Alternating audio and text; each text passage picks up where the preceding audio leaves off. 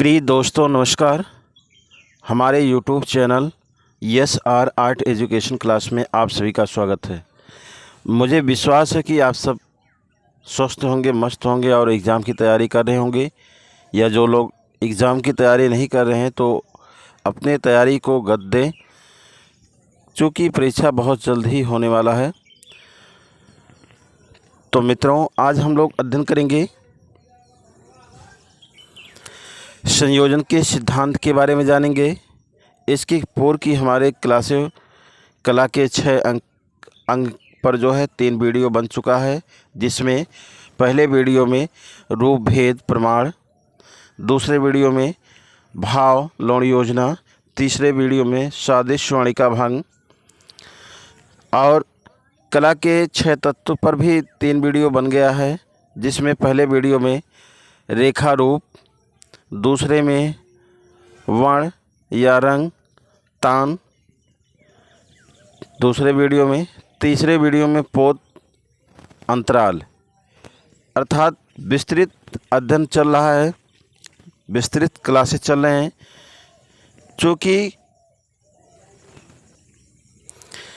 चूँकि ऑप्शनल पढ़ने के बाद गलतियाँ ज़्यादा होती है, जो लोग विस्तृत अध्ययन करते हैं उनसे गलतियां बहुत कम होती हैं। क्योंकि प्रश्न जो है वो घुमा फिरा के पूछा जाता है, जिसके कारण वो गलतियां ज़्यादा करते हैं।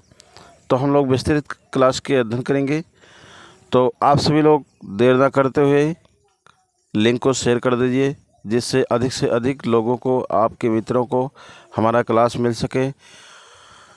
और ये हमारा क्लास, हमारा नोट्स आप लोग को परीक्षा के दृष्टिकोण से बहुत ही महत्वपूर्ण, बहुत ही सहयोग मिलेगा, और जिससे आप लोग अच्छे से अच्छे जो है अंक लाएंगे, सफल होंगे। तो दोस्तों, देर ना करते हुए आप लोग क्लास को लाइक कर लीजिए, सब्सक्राइब कर दीजिए और शेयर कर दीजिए। हम शुरू करते हैं कि संयोजन के सिद्धांत के बारे में जानेंगे। तो संयोजन के सिद्धांत में हमारा पहला पॉइंट है, इसको भी 3 वीडियो में अध्ययन करेंगे। पहले वीडियो में सहयोग और सामंजस्य को अध्ययन करेंगे। पहले वीडियो में संतुलन प्रभाविता, दूसरे वीडियो में प्रवाह प्रमाण, ये तीसरे वीडियो में। तो 3 सास है, 3 पास है, जैसा कि आप लोग देख रहे होंगे।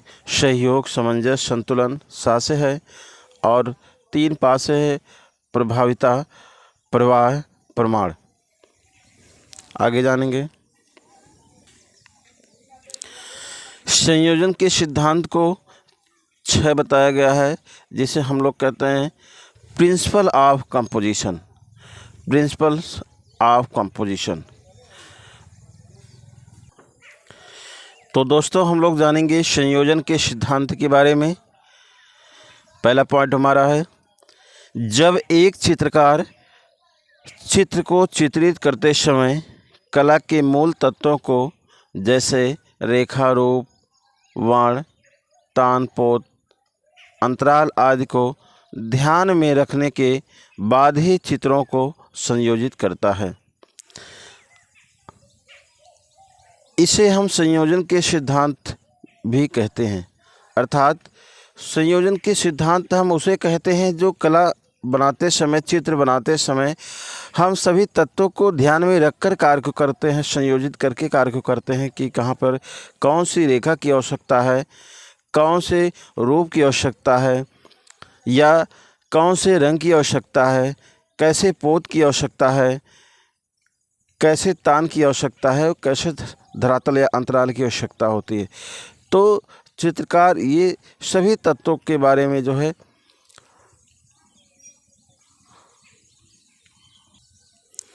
सभी तत्वों के बारे में गहन अध्ययन के बाद ही वो चित्रों को आरंभ करता है। अर्थात कला के 6 अंग, कला के 6 तत्वों को वो संयोजित करने का कार्य करता है कि हमें कहाँ पर, कैसे, किस प्रकार से उसका प्रयोग करना है। अर्थात हम कह सकते हैं कि कोई भी कार्य जब हम करते हैं तो बनाते समय, निर्माण करते समय हमें उसकी मात्रा, हमें उसकी आवश्यकता, हमें उसको जो है जो उसकी ज़रूरत होती है उसी के अनुसार हम उन तत्वों को मिश्रित करते हैं या उन तत्वों को उसमें रखते हैं। नेक्स्ट है चित्र संयोजन के मुख्य सिद्धांत हैं जिसे हम लोग एलिमेंट्स ऑफ कंपोजिशन कहते हैं। चित्र संयोजन के मुख्य सिद्धांत हैं elements of composition, elements of composition. पहला हमारा है जिसे हम अन्य नामों से भी जानते हैं सहयोग या एकता। जहाँ सहयोग की बात की जाती है वहाँ पर एकता जो है दिखने लगता है, जिसे हम यूनिटी के नाम से भी जानते हैं। दूसरा हमारा है सामंजस्य। सामंजस्य को कहा जाता है कि संगति, जिसे हार्मोनी के नाम से भी जाना जाता है। संतुलन है, संतुलन को हम कहते हैं क्षमता, जिसे बैलेंस के नाम से कहा जाता है। प्रभाविता, डोमिनेशन। प्रवाह या लय, रिथम। प्रमाण या अनुपात, प्रोमेथीन। अर्थात कहने का तात्पर्य है मित्रों, हम लोग सर्वप्रथम सहयोग या एकता के बारे में जानेंगे। नंबर 1 है सहयोग या एकता, जिसे यूनिटी के नाम से भी जानते हैं। सहयोग का अर्थ होता है कि कला तत्वों के माध्यम से एक सूत्रता उत्पन्न करना, जिससे चित्र संयोजन महत्वपूर्ण। सहयोग का अर्थ है कला तत्वों के माध्यम से एक सूत्रता उत्पन्न करना, जिससे चित्र संयोजन महत्वपूर्ण बन सके और प्रमुख भाव की अभिव्यक्ति हो सके। कहने का तात्पर्य होता है मित्रों, सहयोग के द्वारा दिखाया जाता है चित्र के भाव की, चित्र का विषय क्या है, चित्र के जो भाव हैं वो किस प्रकार हैं। उसमें जितने भी सारे चित्रों में गौड़ चित्र दिखाए जाते हैं उनको भी सहयोग के रूप में माना जाता है, जो प्रमुख चित्र को भाव को स्पष्ट करने का प्रयास करते हैं। इसी क्रम में हमारा अगला है सहयोग कलाकृति के सभी तत्वों में एकता, समानता और एक सूत्रता उत्पन्न करता है। कहने का तात्पर्य है मित्रों, सहयोग जो होता है वो कलाकृति के सभी तत्वों में एकता और समानता और एक सूत्र उत्पन्न करने का कार्य करता है। जैसे जो तत्व है वो सभी तत्व एक दूसरे से संयोजित होकर मिलकर एक साथ एक संग में वो एक सूत्र में बनने का कार्य करता है। नेक्स्ट है सहयोग एकता का मुख्य उद्देश्य चित्र की कृति के आकर्षण को बिखराव से बचाना होता है। अर्थात जहाँ पर सहयोग होता है वहाँ पे चित्रों में बिखराव नहीं होता है, वहाँ चित्रों में आकर्षण का भाव दिखाई देता है। लेकिन जहाँ सहयोग नहीं होता है वहाँ पर चित्रों में बिखराव दिखाई देता है या चित्र के विषय अस्पष्ट नहीं होते हैं। अर्थात उसी को बचाव के लिए सहयोग का प्रयोग किया जाता है। जैसे किसी ग्रामीण की यदि बात की जाए, ग्रामीण जनजीवन की बात की जाए, वहाँ पर यदि दिखाना है कि ग्रामीण जनजीवन कैसा है तो वहाँ पर जितने भी सारे व्यक्तियों को दिखाया जाएगा कृषि से संबंधित या उनके जो दैनिक जीवन है उनके जीवन स्तर को नीचा दिखाकर या उनको पिछड़ा दिखाकर हम लोग चित्रण करते हैं, चित्रकार चित्रण करता है। जैसे पशुपालन करना, खेत जोता हुआ किसान या काम करता हुआ व्यक्ति या ओसाता हुआ अनाज, पशु चराता हुआ किसान।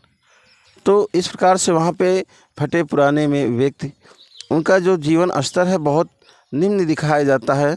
अर्थात उसी से स्पष्ट होता है कि ये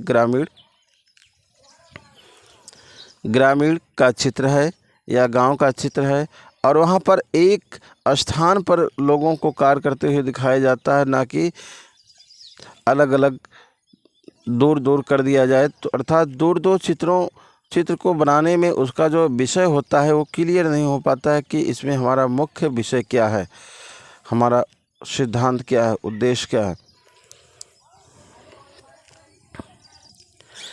जैसे वहीं ग्रामीण में ही अगर बड़ी बड़ी बिल्डिंगें, बड़ी बड़ी लग्जरी कारें, अच्छी व्यवस्थित सड़कें, या वहाँ कुछ ऐसे व्यक्ति को अच्छे पहने हुए कपड़े को दिखा दिया जाए तो ये कन्फ्यूजिंग हो जाएगा, ये एक स्पष्ट नहीं होगा कि शहर का चित्र है या ग्रामीण का चित्र है। इसीलिए क्लियर करने के लिए वहाँ का जो गौड़ चित्र होते हैं उनको भी हम लोग उसी स्तर से जोड़कर दिखाने का प्रयास करते हैं।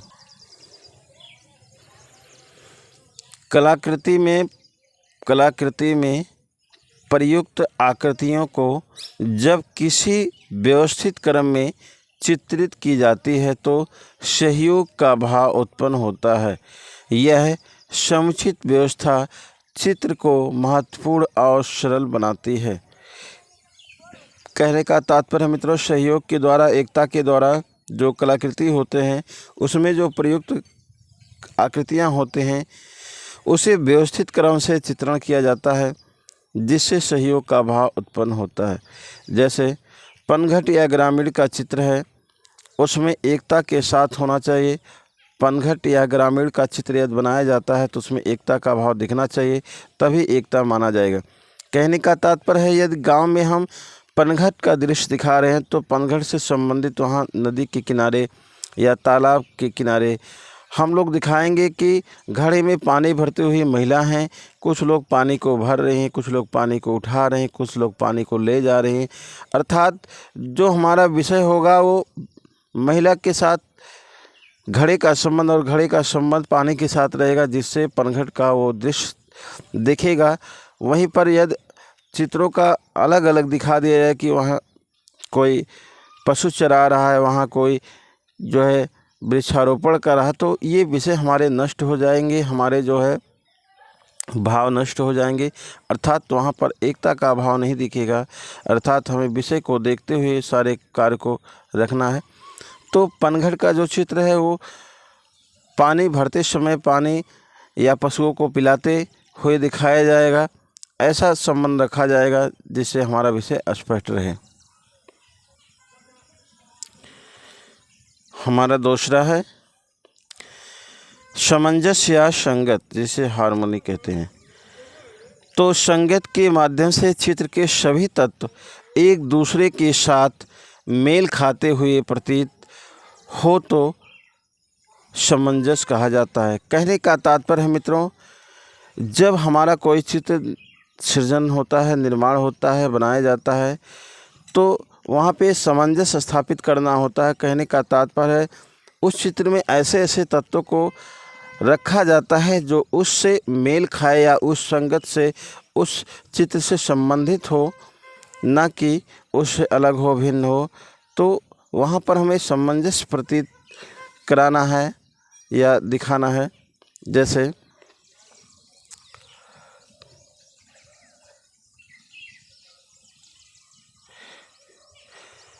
जैसे ऐसा भी हम कह सकते हैं कि यदि हम जंगल का चित्र बना रहे हैं, फॉरेस्ट का चित्र बना रहे हैं, तो फॉरेस्ट में तो जीव जंतु होते हैं, जैसे शेर हो गया, या वहाँ पे नदी हो गया, बड़े बड़े घने वृक्ष हो गए, या वहाँ भयानक जानवर हाथी हो गए, और उससे संबंधित जो वहाँ जंगली जानवर है उससे संबंधित वहाँ पे हम दृश्य दिखाएंगे, तभी वो जंगल माना जाएगा। यदि हम वहाँ गाय भैंस दिखाएंगे, बकरी दिखाएंगे, या जो वहाँ कुत्ता बिल्ली दिखाएंगे, तो वो जंगल नहीं माना जाएगा, क्योंकि ये जंगल में भयानक ही जानवर रहते हैं, जो जंगली जानवर होते हैं वहाँ पे रहते हैं। अर्थात उस चित्र को हम लोग दिखाएंगे जो हमारा चित्र जो है सामंजस्य स्थापित कर सके। अर्थात जंगल से संबंधित जो उसकी जो गौड़ चित्र होंगे उसी को हम उसमें रखेंगे। जैसे कोई व्यक्ति होता है जब किसी देश व राज्य स्थान या किसी प्रवेश में जाकर व्यक्ति अपने आप को वह लोगों के अनुसार या वह वहाँ के लोगों के अनुसार ढाल लेता है, अर्थात उसे सामंजस्य कहा जाता है। कहने का तात्पर्य है मित्रों, कोई व्यक्ति होता है, हम होते हैं या आप होते हैं, कोई भी व्यक्ति होता है, जब किसी देश में जाता है, किसी राज्य में जाता है या किसी अलग प्रवेश में, समाज में जाता है, जब वह व्यक्ति जो है अपने आप को उस समाज में, उस राज्य में, उस देश में वो उनके अनुसार अपने आप को ढाल लेता है या उस संगति के अनुसार अपने आप को ढाल लेता है, ढल जाता है, उसे हम लोग सामंजस्य कहते हैं। मुझे लगता है कि क्लियर हो गया होगा। या उस समाज के अनुसार अपने आप को फिट कर लेता है, जिसे हम सामंजस्य कहते हैं।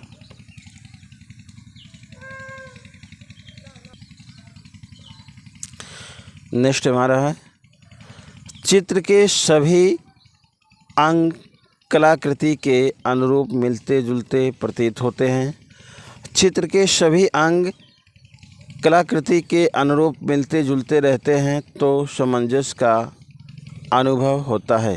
कहने का तात्पर्य है मित्रों, चित्र के जो सभी अंग हैं, क्योंकि चित्र हमारा जो निर्मित होता है वो कला के जो 6 अंग बताए गए हैं, जो 6 तत्व बताए गए हैं, ये सभी 6 अंग और 6 तत्व को मिलाने के बाद ही या होने के बाद ही हमारा चित्र जो है वो संयोजित हो पाता है, व्यवस्थित हो पाता है, जिसमें यथार्थ या वास्तविकता दिखता है, नेचुरल दिखता है, जिसमें सत्यम शिवम सुंदरम की प्राप्ति होता है। तो कहने का तात्पर्य है सामंजस्य का अनुभव होता है जब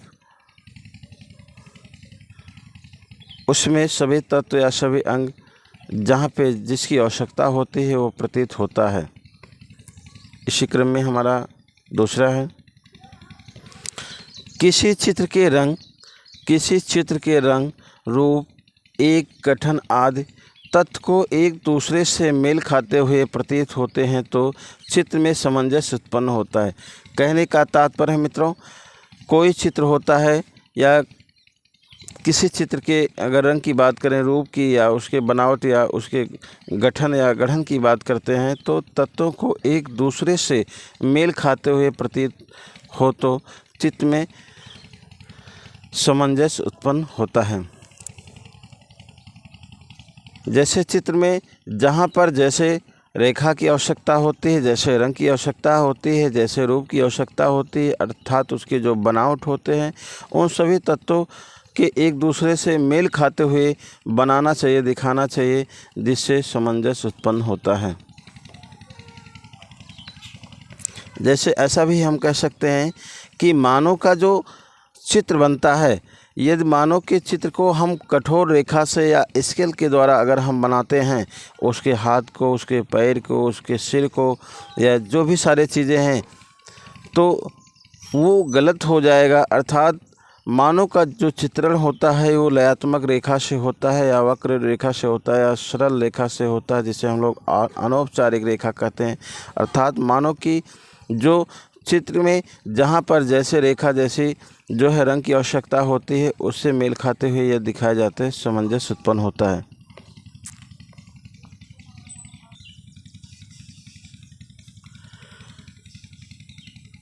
सामंजस्य के कई रूप होते हैं मित्रों। सामंजस्य के जो रूप होते हैं इस प्रकार हैं, आंतरिक सामंजस्य, अर्थात जो सामंजस्य होता है वो 2 रूप में बताया गया है, आंतरिक सामंजस्य और बाह्य सामंजस्य। तो जानेंगे कि आंतरिक सामंजस्य क्या होता है। यह एक ही वस्तुओं के आंतरिक भाव तथा विचार से संबंधित आकृतियों के चित्रण से आंतरिक सामंजस्य से उत्पन्न होते हैं। कहने का तात्पर्य है मित्रों, आंतरिक सामंजस्य से कहने का तात्पर्य है कि जो एक ही वस्तु होते हैं, एक ही वस्तुएं होते हैं, लेकिन उनके आंतरिक जो भाव होते हैं, विचार होते हैं, उससे संबंधित जो आकृतियां होती हैं चित्र में, आंतरिक सामंजस्य कहा जाता है। जैसा कि बताया गया है, एक ही समूह या एक ही कैटेगरी के जो है, जैसे मनुष्य होता है, मनुष्य में प्रजा भी होता है, राजा भी होता है, या जो भी होता है जिस भी वो कैटेगरी में होता है, तो राजा के जो चित्र के भाव होते हैं वो अलग उसके भाव होते हैं, या दास या दासी के जो भाव होते हैं उनके विचारों में अंतर जो देखने को प्राप्त होता है वो अलग होते हैं। मनुष्य हर एक व्यक्ति, मनुष्य तो हर सभी व्यक्ति हैं, मनुष्य सभी हैं, लेकिन सारे व्यक्तियों के मनुष्य के जो भावनाएं हैं, जो भाव व्यक्ति है या उनके जो विचार हैं, सबके अलग अलग होते हैं, जिसे हम लोग आंतरिक सामंजस्य कहते हैं। या ऐसा कहा जाता है कि जैसे दो व्यक्ति के जब तक विचार नहीं मिलते हैं तब तक, ऐसा भी हम कह सकते हैं जैसे दो व्यक्ति होते हैं, उन दोनों व्यक्ति के जो भाव विचार होते हैं, उनके जो सोच होता है, विचार होता है, जब तक वो नहीं मिलते हैं तब तक सामंजस्य नहीं स्थापित हो पाता है, या दोनों में मेल नहीं खाता है, दोनों में दोस्ती नहीं हो पाती है। इसी क्रम में हमारा दूसरा है जिसे हम लोग जानते हैं वाह्य सामंजस्य। वाह्य सामंजस्य जो होता है, वाह्य सामंजस्य के बारे में जानेंगे कि बाहरी सामंजस्य क्या स्थापित करना होता है। जैसे चित्र का बाहरी सामंजस्य, चित्र का बाहरी सामंजस्य होता है रेखा, रूप, रंग, वर्ण, तान पोत, अंतराल आदि पर निर्भर करता है। कहने का तात्पर्य है मित्रों, जैसे हम लोग किसी चित्र को बनाते समय बाहरी सामंजस्य को दिखाने का प्रयास करते हैं। बाहरी सामंजस्य क्या होता है कि किसी चित्र को हम यदि देखकर बनाते हैं तो उस चित्र को हम लोग सेम रेखा, सेम आकृति, सेम रूप या रंग या तान पोत, अंतराल आदि को दिखाने का प्रयास करते हैं, उसी पर हमारा निर्भर करता है। यदि हम ठीक उसी प्रकार से उन रेखाओं को, रूप को, वर्ण को, रंग को, एक तान आदि को दिखा देते हैं तो उसी पर ये निर्भर करता है वाह्य सामंजस्य।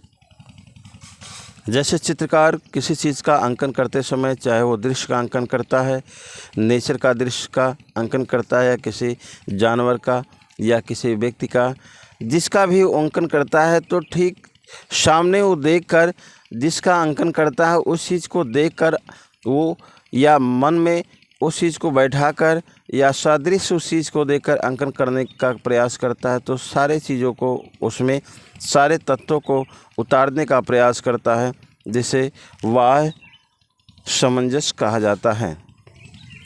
जैसे यदि चित्रकार बालक का चित्र बना रहा है तो बालक का चित्र बनाते समय बालक की जैसे रूपरेखा, रंग होगा, जैसे उसका शरीर होगा, तान होगा, या जो भी उसके सारे चीज़ें होंगे, उस बालक के दृश्य को ही चित्रों में अंकन करने का प्रयास करेगा। ऐसा नहीं कि वो बालक का चित्र बना रहा है और वो एक वृद्ध पुरुष बना दे उसको देखते देखते। तो अर्थात सारे तत्वों को ध्यान में रखकर ही चित्रकार कार्य करने का प्रयास करता है और उसमें सारे जो है भाव दिखाने का प्रयास करता है। जैसे आपके जो है सामंजस्य हो गए, आंतरिक और बाह्य सामंजस्य दोनों।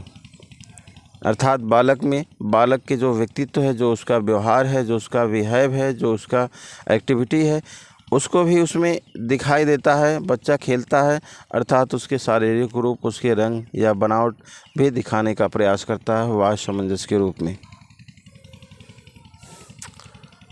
आगे हम जानेंगे दूसरा, सामंजस्य के प्रकार। सामंजस्य कितने प्रकार के होते हैं, तो सामंजस्य के बारे में जानेंगे कि कितने प्रकार के होते हैं। तो सबसे पहले जानेंगे रेखा सामंजस्य। चूँकि रेखाओं के द्वारा सामंजस्य किया जाता है, जैसे हमारे रेखा होंगी वैसे हमारे रेखा के द्वारा ही हमारी आकृतियाँ निर्भर करती हैं सामंजस्य पे। तो रेखा सामंजस्य के बारे में जानेंगे।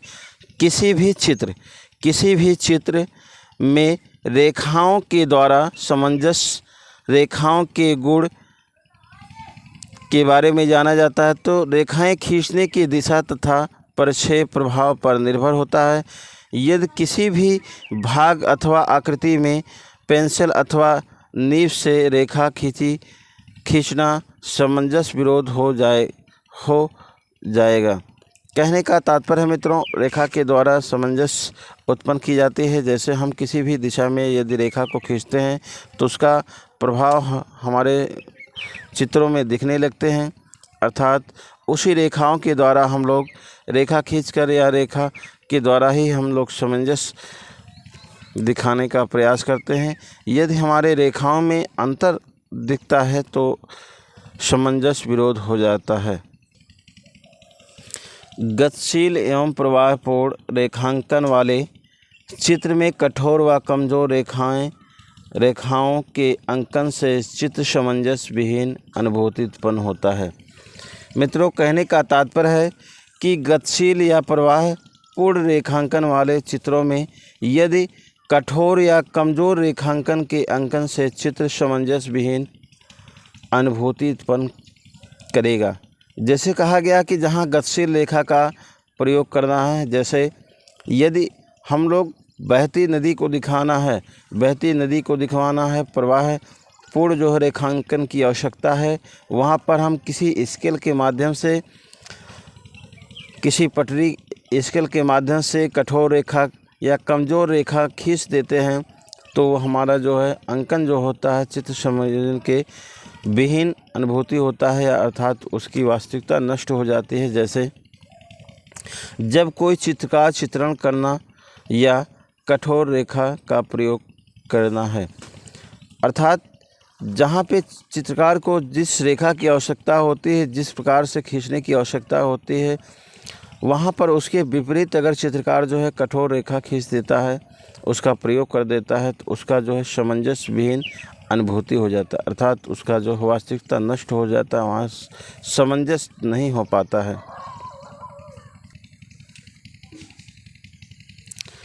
वर्ण या रंग सामंजस्य। वर्ण या रंग सामंजस्य अर्थात रंगों का सामंजस्य हम लोग किस प्रकार से करते हैं, रंगों का प्रयोग हम लोग किस प्रकार से करते हैं। गर्म रंग या शीतल रंगों के प्रयोग से चित्र में सामंजस्य उत्पन्न होता है या हो सकता है। कहने का तात्पर्य होता है मित्रों, जब हम लोग रंग का प्रयोग करते हैं अपने चित्रों में, तो हमारा जो मुख्य चित्र होता है उसे हम लोग डार्क कलर में या लाइट कलर में दिखाने का प्रयास करते हैं, अर्थात गर्म रंग का प्रयोग करते हैं। छोटे भाग में हम लोग गर्म रंग का प्रयोग करते हैं, बड़े भाग में हम लोग शीतल रंगों का प्रयोग करते हैं, अर्थात ठंडे रंग का प्रयोग करते हैं, जिससे हमारे आँखों को थकान ना महसूस हो या हमारे नेत्रों को थकान ना महसूस हो, अर्थात हमारा जो मुख्य चित्र है वो चित्र प्रभावित ना हो रंगों के कारण। यदि हमारा मुख्य चित्र जो है अगर उसे हम हल्के कलर से या जो है हल्के कलर से फीके कलर से, डार्क कलर ना करके फीके कलर से यदि हम उसे रंगत कर देंगे और पीछे का जो बैकग्राउंड है, जो अंतराल है, स्पेस है, उसे हम लोग डार्क कलर से यदि रंग देते हैं तो हमारा जो मुख्य चित्र होता है वो उभार ना होकर उसी में छुप जाएगा या हमारा चित्र का अस्तित्वहीन हो जाएगा या उसी में नष्ट हो जाएगा, दिखाई नहीं देगा। तो कहने का तात्पर्य होता है मित्रों, धरातल को रंगते समय हम लोग ऐसे रंगों का चुनाव करते हैं जो हमारे नेत्रों को न प्रभावित करे या हमारे नेत्रों को न थकान महसूस करे। तो जैसे बताया गया है कि धरातल के छोटे भाग पर गर्म रंग और बड़े भाग पर ठंडे रंग का प्रयोग चित्रकार करता है, जिससे दृश्य को देखने पर हमारे नेत्रों को थकान महसूस ना हो। तो कहने का तात्पर्य है कि चित्रकार जो होता है, जैसे आपने देखा होगा कि कोई मनुष्य होता है तो उस मनुष्य की कोई रेखाएं जो होता है बहुत ही स्पष्ट होती हैं और उसके कलर बहुत ही लाइट या डार्क में होते हैं, अर्थात उसके पीछे की जो मैदान होता है उसे ग्रीन रंग से दिखाता है, आसमान को नीला दिखाता है, अर्थात ठंडे रंग से उसका प्रयोग करके उसे दिखाने का प्रयास करता है, जिससे उसके चित्रों में प्रभावशाली या सामंजस्य दिखाई देने लगता है। नेक्स्ट हमारा है रूप सामंजस्य। रूप सामंजस्य के बारे में जानेंगे कि रूप क्या होता है, रूपों को सामंजस्य करना। रेखाओं की तरह रूप के द्वारा भी सामंजस्य उत्पन्न किया जा सकता है। चित्र में कुछ प्रमुख आकृतियां होती हैं और कुछ सहायक आकृतियां जो मुख्य आकृतियों को आकर्षण तथा या प्रभावशीलता बनाने के सहयोग प्रदान करते हैं। बड़े आकृतियां चित्र भूमि को सीमा के अनुसार होना चाहिए तथा इससे छोटे आकृति के आकार में अंतर भी होना चाहिए। कहने का तात्पर्य मित्रों, यदि रूप सामंजस्य की बात करें तो सबसे सर्वप्रथम जानेंगे कि इसका उदाहरण के दृष्टिकोण से अजंता में जो भगवान बुद्ध का चित्र है वहाँ पे रूप सामंजस्य को बहुत अच्छी तरह दिखाया गया है। कहने का तात्पर्य है कि वहाँ पे जो भगवान बुद्ध के चित्र दिखाए गए हैं उनकी जो लंबाई को अधिक दिखाया गया है, उन्हें विशेष रूप से दिखाया गया है, अर्थात उनके शिष्य को छोटे दिखाए गए हैं। और उसमें एक और चित्र पाया गया है अजंता के चित्रों में, माता पिता और पुत्र का चित्र, जिसमें भगवान बुद्ध जी हैं और यशोधरा हैं और उनके पुत्र जो है राहुल है। तो राहुल को या उनकी माता को छोटा दिखाया गया है और भिक्षा मांगते हुए भगवान बुद्ध जी को एक अलग रूप में दिखाया गया है, जिसे उन्हें विशेष दिखाने का प्रयास किया गया है, जिसे रूप सामंजस्य कहा गया है, जिससे स्पष्ट होता है कि ये पिता हैं, ये माता हैं, ये पुत्र हैं। अर्थात चित्रकार उन सभी नियमों को ध्यान में रखते हुए अंकन करने का प्रयास करता है। इसी क्रम में हमारा अगला है पोत सामंजस्य क्या होता है। पोत सामंजस्य, पोत के बारे में जानेंगे। पोत धरातल का गुण होता है, जिसे पोत में मोटे व मध्यम और चिकनी सतह के धरातल में किन्हीं दो मेल खाने वाले पोत होते हैं। जैसे पोत दो प्रकार से होता है, जिसे हम कह सकते हैं चिकना या खुरदुरा। तो जैसे कठोर पोत के साथ साथ माध्यम को या माध्यम पोत के साथ साथ मृदुल पोत सामंजस्य स्थापित कर सकता है, चित्रकार अपनी योग्यता के अनुसार सामंजस्य स्थापित कर चित्र को प्रभावशाली बना सकता है। कहने का तात्पर्य है मित्रों, पोत के द्वारा चित्रकार अपने चित्रों को प्रभावशाली बना सकता है या चित्रों में सामंजस्य कर सकता है। अर्थात चित्रकार सर्वप्रथम चित्र बनाने से पहले या अंकन करने से पहले वे अपने धरातलीय पोत को व्यवस्थित करने का प्रयास करता है। अर्थात उसे जैसे पोत की आवश्यकता होती है वो पोत अपनी आवश्यकता अनुसार वो तैयार करता है। अगर यदि उसे चिकनी धरातल की आवश्यकता है तो व्यक्ति किसी न किसी माध्यम से, किसी न किसी विधि से उस धरातल को चिकना तैयार करके उस पर चित्रण करने का कार्य करता है। यदि चित्रकार को खुरदरे माध्यम की ज़रूरत है या जो है खुरदरे पोत की आवश्यकता है तो धरातल को खुरदरा जो है तैयार करके सतह को खुरदरा बनाकर उस पर चित्रांकन करने का प्रयास करता है, जिससे पोत सामंजस्य कहा जाता है। मित्रों, हमारा नेक्स्ट है विचार सामंजस्य। विचार सामंजस्य किसे कहा जाता है? रेखा रूप वर्ण आदि के सामंजस्य तभी चित्र में अच्छा होता है जब वह चित्र में अभिव्यक्ति विचार के अनुकूल होता है, विचारों के अनुकूल होता है। चित्र में आकृति एक ही विचार को पोष होना चाहिए या उसी के अनुसार होना चाहिए। जैसे विचार सामंजस्य में यह कहा जाए कि जो भी हमारे रेखाएं होते हैं, जो भी हमारे रूप होते हैं, रंग होते हैं, सामंजस्य तभी वो अच्छा या बेहतर या सुंदर हो सकता है जब अभिव्यक्ति विचार के अनुकूल होता है। अर्थात जब सबके विचार एक होते हैं तभी ऐसा हो पाता है। जैसे ग्रामीण दृश्य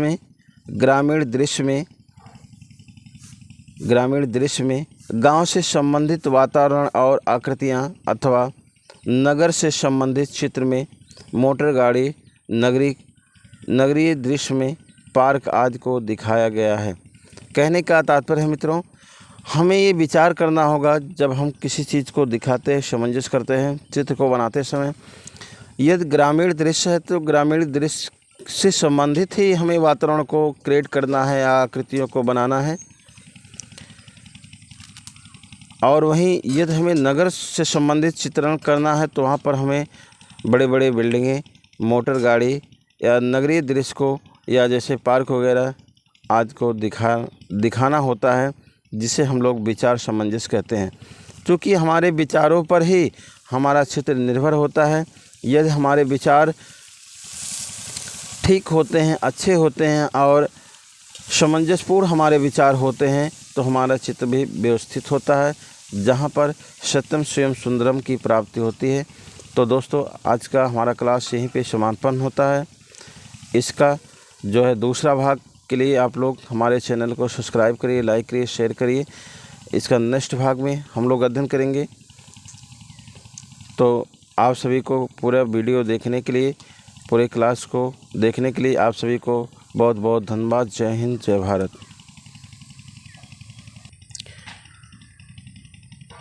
इसके बाद की दूसरे हमारा वीडियो रहेगा संतुलन प्रभाविता। नेक्स्ट वीडियो में आप लोग को मिलेगा संतुलन प्रभाविता पे वीडियो मिलेगा, क्लास रहेगा।